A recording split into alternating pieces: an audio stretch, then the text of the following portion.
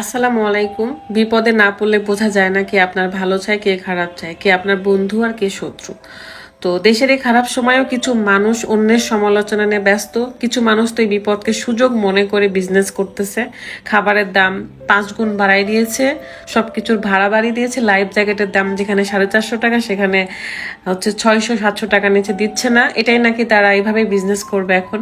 মানে মানুষের জীবনের মূল্য যেহেতু অনেক, তাই জিনিসপত্রের দামও বাড়িয়ে দিয়েছে। জিনিসপত্রের দামও অনেক।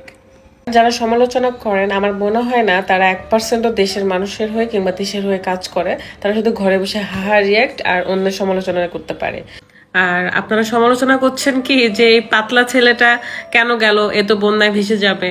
আপনাদের ধারণাও নাই যে এই পাতলা ছেলে কি করতে পারে, সে কেমন মানুষ, সে যে কি করে মানুষের জন্য, সেগুলো আপনাদের ধারণাও নাই।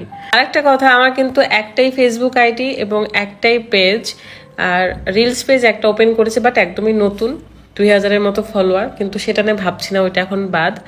তো এই দুইটা আইডি ছাড়া যদি বাকি কোনো আইডিতে ফেক নিউজ ছড়ানো হয়, প্লিজ আপনারা সেগুলোতে কান দিবেন না।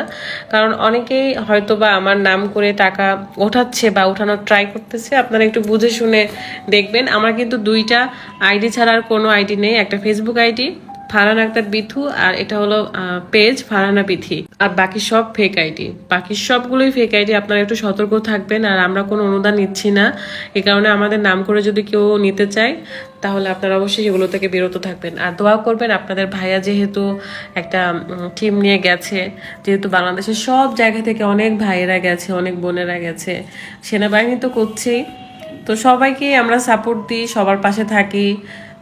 কার কি লাগবে আমরা ঘরে বসে থেকে নেটওয়ার্কের মাধ্যমে ইনফরমেশন দেওয়ার চেষ্টা করি, কোথায় কি লাগবে।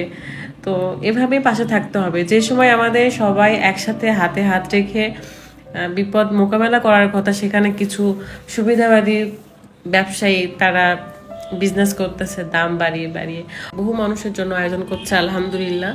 তো সেগুলো যখন করতে গেছে তখন যত দাম চায়, দেখা যাচ্ছে 50 টাকার জিনিস 150 টাকা চায়, 50 টাকা 150 টাকার জিনিস 300 টাকা চায়, এরকম করে তারা নাকি এভাবে এখন বিজনেস করবে। অবশ্যই এই খারাপ দিন তো শেষ হবে, একদিন হবে ইনশাল্লাহ। আল্লাহ তো খারাপ দিন বেশি দিন রাখে না, তাই না? পানি যখন শুকিয়ে যাবে তারপরে কিন্তু আরো কাজ আসবে। সেটা কি, সবার ঘর বাড়ি তখন তৈরি করা একটা কাজ থাকে। আমরা তখনও যাতে করে সব মানুষরা মিলে একসাথে এভাবে বানভাসীদের পাশে থাকতে পারি। যে যার জায়গা থেকে হেল্প করি। যাদের কাপড় চোপড় দিতে চাচ্ছেন, কারণ শুকনা কাপড়েরও অনেক বেশি প্রয়োজন, তারা কিন্তু শুকনা কাপড় কুরিয়ার করতে পারেন। ওখানে যেই যে হেল্প করতে হবে এমন কোনো কথা নেই, আপনি ঘরে বসেও হেল্প করতে পারবেন। আমি নিজেও আমার কিছু শাড়ি, আমার কিছু ড্রেস বা আমার রুকাইয়ার কিছু জামা কাপড়, এগুলো সব কিছুই কুরিয়ার করে পাঠিয়ে দিব, ফেনীতে হোক বা নোয়াখালী হোক।